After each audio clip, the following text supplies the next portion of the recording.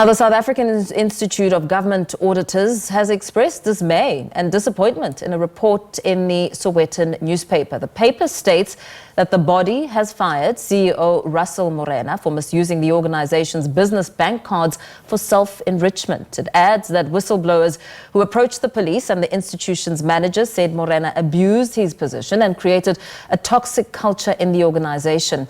The institute argues that Morena's employment contract was terminated after a disciplinary process related to the improper use of company business cards for personal purposes during stakeholder engagements. Now, Whistleblowers affidavit, the paper claims to have said Morena allegedly diverted more than 33 million rand in state funding, which was intended for youth training programs, into his personal and unauthorized bank accounts. Philip Rakwale, who's the president and the chairperson of the South African Institute of Government Auditors, SAIGA, joins us live in studio. Very good evening to you. Thank you so much for joining us. Welcome. No, thank you very much, Mpo, and good evening to your viewers as well. Thank you. I see that you, according to this article, you've distanced yourself to this number, 33 million rand, stating that you have no knowledge of such an amount. What is your response to this? All right. If I can start, when we got the allegations, we did investigate, did the forensic investigation, which was independent, and we got the findings, and obviously we went through a disciplinary process, which then ultimately led to the dismissal by counsel of the CEO. The amount of 33 million doesn't exist, even of all the partnerships that we have with government. There's no amount like that. And we can say with boldness that there isn't that money that was done. But what we can say... So where would that amount have come from? Are you saying that, perhaps let me ask you this, the state funding that was paid into SAIGA's net bank account for youth training programs, how much was that one?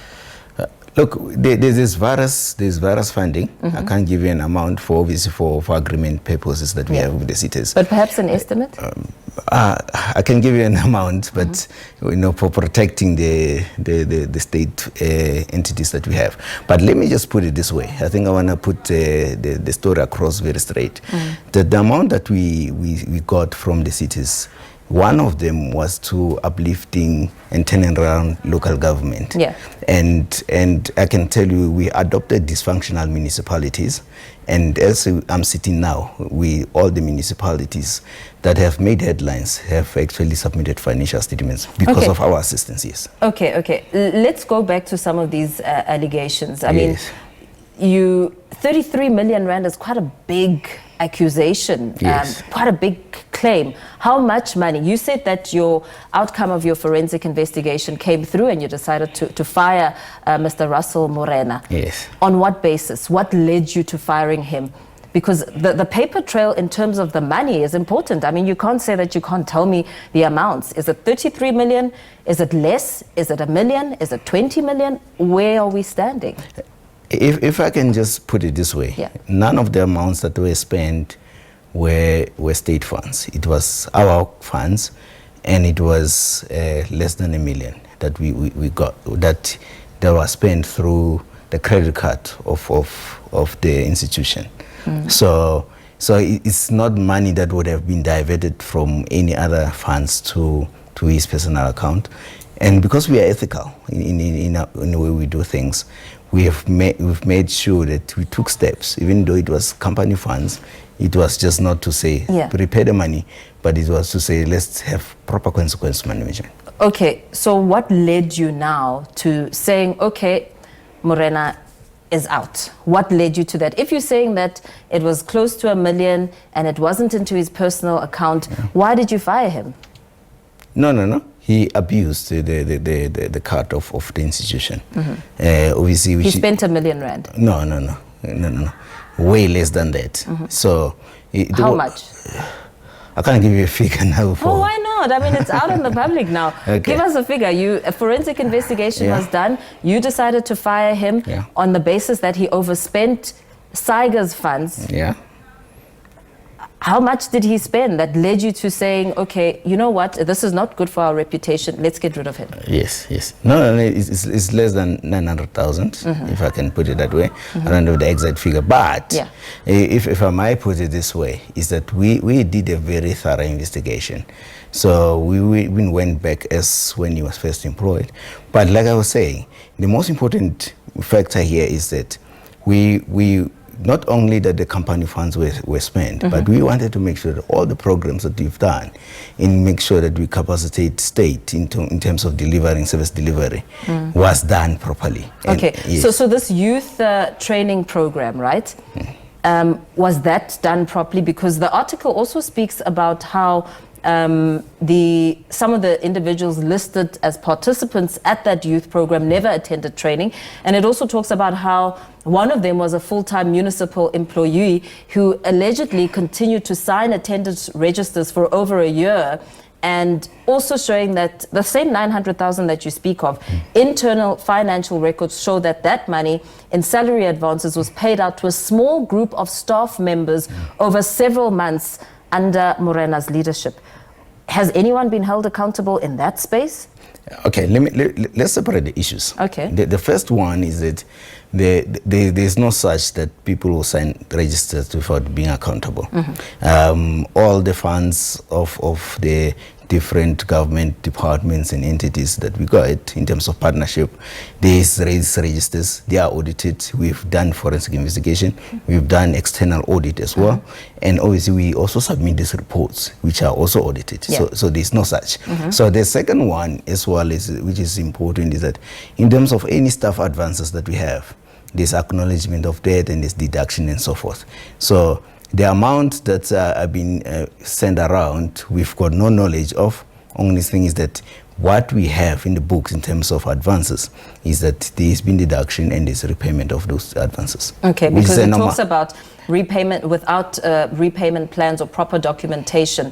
And, you know, there's also talks about certain senior staff members. Yes. Is there an internal investigation which... I mean, these are allegations that you can't ignore. Are you not conducting an internal investigation to establish who these senior staff members may be? Is that something that's not of concern to you? No. If these claims are being made out publicly, surely you should be thinking, okay, this investigation needs to go even deeper if some of our senior staff members are cashing in on the funding. We've done a thorough investigation. And nobody was held accountable? No, everybody's held accountable. Hence, the disciplinary process has happened, and we made sure that anyone who's in the wrongdoing is not in our organization anymore. But like I said, the most important thing is that we've got a mandate, which we've partnered with government to capacitate the state and to make sure that, as we say, we professionalize public sector, and we are in the partnership of that. So sorry, let me just go back to the youth training program. Yes. How many individuals were trained under this program, and have the funds been allocated to that program? If we're talking, I mean, where does the 33 million even come from? We've got no idea where the 33 million of those people who've made allegations, because like I said, we work on factual basis. And the people that have been enrolled in the program, they have qualified. They are qualified. How many people was this? I don't have the numbers with me right now, but what I can tell you is that there's quite a number of people that we've taken through the number of municipalities, and also just public sector as a whole, that they've qualified as registered government auditors. Some of them are CFO, some of them are internal auditors. Some of How much money was spent on that program? It's quite a lot. It's been quite a. We also spend our own funds as well. About how much? I don't know the figures right now. Under 20 million? No. 10 million? No, I won't comment on the figures right now. But figures, you know, I ask you about figures because figures are very important in this conversation. We're talking about 33 million rand, and whistleblowers who have spoken to Sowetan journalists who have conducted this investigation. So for you to say you can't talk about figures now, it doesn't substantiate or back or dismiss any of the claims if you're not prepared to talk money. We're talking 33 million rand. That's a lot of money for you to say, I don't remember the figures, I can't say figures. No, there's not 33 million. Because the Hawks are going to investigate this, Yes. and perhaps you'll be back here again, and we'll have to talk again about Yes. some of the findings from the Hawks. Yes, if you give me a chance. Yes.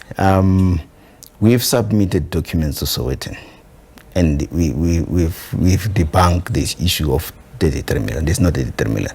We are open to any state authority to come and look at it. And by the way, we also the one who have opened the case as well to make sure that there's transparency. We did a forensic investigation. So what's the substance of the case? No, it's the misuse of public funds. Okay. Yeah. So far it's only one individual, and nobody else internally is being investigated, especially the accusation around senior staff members also being in. Yes. I mean, that's concerning. Yes, if you can give me a chance as well. Yeah, sure. Is that maybe you would have missed me. I said we did a forensic investigation, independent one. So we investigate everything. Everyone. So there's no hiding or sweeping under the carpet, anything. And like I said, we are very proud of what we've achieved as an institution in terms of the programs that we've delivered. Mr. Rakgwale, let me thank you for your time.